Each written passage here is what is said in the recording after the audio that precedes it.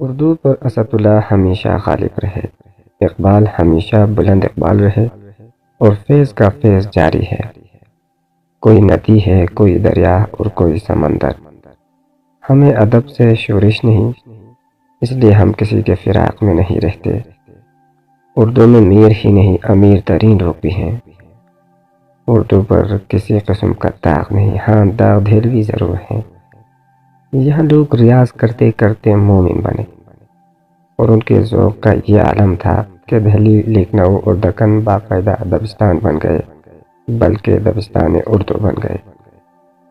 یہاں ایک سے ایک ولی بھی ہیں، اور ایک سے ایک جو اردو کی محبت میں نہ صرف سرشار رہتے ہیں بلکہ اس پر جانثار بھی رہتے ہیں۔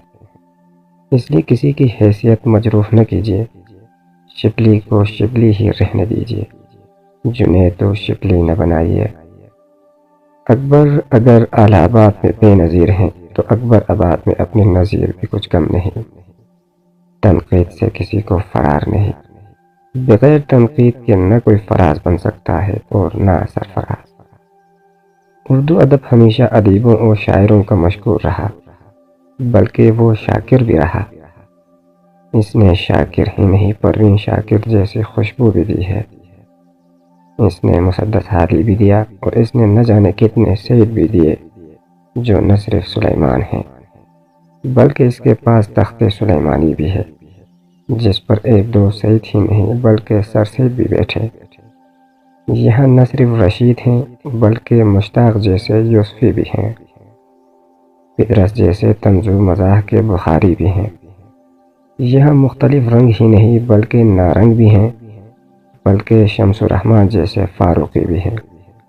یہاں عبد الماجد جیسے صاحب طرز ادیبوں کا ایک دریا آباد ہے۔